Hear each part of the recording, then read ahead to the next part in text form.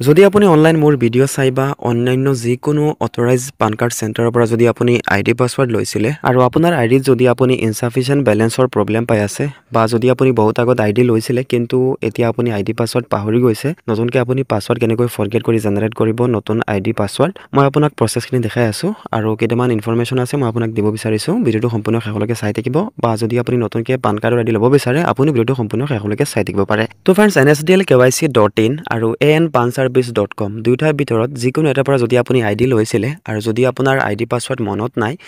আপুনি প্ৰথমে পাছৱৰ্ডটো ফৰগেট কেনেকৈ কৰিব মই আপোনাক দেখাই আছোঁ তো আপুনি যিটো সাইটৰ পৰা আপুনি আইডি লৈছিলে বা বেলেগ কাৰোবাৰ পৰা যদি আপুনি আইডি লৈছিলে যিটো সাইট আছিলে আপুনি সাইটটো ওপেন কৰিব মই আপোনাক মোবাইলৰ স্ক্ৰীনত দেখাই আছোঁ আপুনি সেম প্ৰসেছত আপোনাৰ কম্পিউটাৰতো আপুনি কৰিব পাৰিব তো মই আপোনাক দুয়োটা আইডিত দেখাই আছোঁ ANPANService.com আৰু NSDL-KYC.in যিটো পৰা আপুনি আইডি লৈছিলে সেইটো সাইট আপুনি ওপেন কৰিব ওপেন কৰাৰ পাছত আপুনি লগইনত ক্লিক কৰিব লগইনত ক্লিক কৰাৰ পাছত ইয়াত আপোনাক আইডি পাছৱৰ্ড এণ্টাৰ কৰিবলৈ ক'ব যদি আপোনাৰ মনত নাই আপুনি ফৰগেট পাছৱৰ্ডত ক্লিক কৰিব ক্লিক কৰাৰ পাছত ইয়াত আপুনি আপোনাৰ মোবাইল নাম্বাৰটো এণ্টাৰ কৰিব যিটো মোবাইল নাম্বাৰ আপুনি আইডি বাই কৰোঁতে আপুনি দিছিলে সেইটো মোবাইল নাম্বাৰ আপুনি এণ্টাৰ কৰি আপুনি পাছৱৰ্ড ফৰগেট কৰিব ফৰগেট কৰাৰ পাছত আপুনি হোৱাটছআপত নতুন এটা আইডি পাছৱৰ্ড পাই যাব যিটো আপুনি আইডি পাছৱৰ্ড পাব সেইটো আইডি পাছৱৰ্ড কপি কৰি ইয়াত আপুনি লগইনত পেষ্ট কৰিব আৰু আপুনি লগইন কৰিব লগইন কৰাৰ লগে লগে আপোনাৰ আইডিটো এনেকৈ লগইন হৈ যাব NSDL-KYC.in বা ANPANService.com বা অন্যান্য যিকোনো সাইটৰ পৰা আপুনি আইডি লৈছিলে প্ৰচেছটো সেম থাকিব পাছৱৰ্ড ফৰগেট কৰাৰ লগইন কৰাৰ পাছত এতিয়া 2 নম্বৰ প্ৰবলেমটো হৈছে যে বহুতৰ আইডিত পইচা আছে 50 টকা 60 টকা 100 টকা 150 টকা লৈকে আছে 200 টকা লৈকে আছে কিন্তু ইনসাফিচিয়েন্ট বেলেন্সৰ প্ৰবলেম দেখা আছে আপোনালোকে নিশ্চয় জানে NSDL-KYC.in বা ANPANService.com ত এতিয়া NSDL সাৰ্ভিস চলি আছে তো ফাৰ্স্ট টাইম ৰেজিষ্ট্ৰেচন কৰাৰ পাছত অফিচিয়েল ব্ৰাঞ্চ কোড পোৱা যায় ইমেইলো আহে NSDL সাইটৰ ফালৰ পৰা তো আপুনি যদি আইডি এক্টিভ কৰা নাই আপুনি প্ৰথমে আইডি এক্টিভ কৰিব লাগিব আইডি এক্টিভ কৰাৰ বাবে আপুনি পান কাৰ্ড এপ্লাই অপচনত ক্লিক কৰিব ক্লিক কৰাৰ পাছত আইডি এক্টিভ কৰিবলৈ ক'ব ইয়াত আপুনি সাবমিটত ক্লিক কৰিব সাবমিটত ক্লিক কৰাৰ পাছত এটা কিউআৰ কোড জেনাৰেট হ'ব কিউআৰ কোডত এইটো নাম শো কৰিব পাৰে বা মাজে মাজে চেঞ্জ হ'ব পাৰে এইটো একো প্ৰবলেম নাই আপুনি নিখন্তেহত আপুনি পেমেন্ট কৰিব পাৰে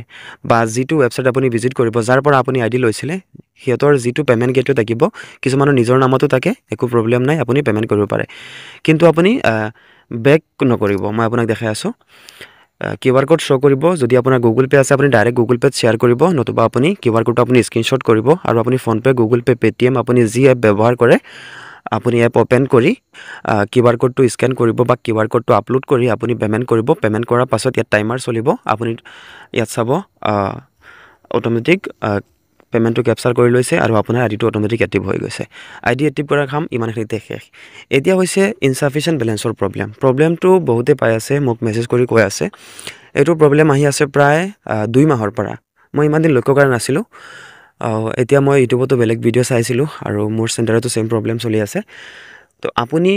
মিনিমাম 500 আপুনি মেনেজ কৰিব লাগিব ওয়ালেটৰ ফাৰ্স্ট টাইম যদি আপুনি লুট কৰা নাই আপুনি লুট কৰি ল'ব লুট কৰাৰ পাছত আপুনি যেতিয়া পান কাৰ্ড এপ্লাই কৰিব প্ৰথমে পান কাৰ্ডৰ এপ্লাই কুপনৰ কষ্ট আছিলে বা পান কাৰ্ড এপ্লাই কৰোতে 105 টকা কাটিছিলে কিন্তু এতিয়া 160 টকা কাটিব আপুনি ফাৰ্স্ট টাইম যেতিয়া 500 টকা লুট কৰিব ইয়াৰ পাছত 500 টকাটো শেষ হোৱাৰ আগলৈকে সেম এমাউন্ট কাটিব পিছত আকৌ 105 টকা হৈ যাব এইটো হৈছে ফাৰ্স্ট টাইমৰ অফাৰ মানে এইটো চলি আছে এইটো কেৱল আমাৰে নহয় বা এইটো বেলেগে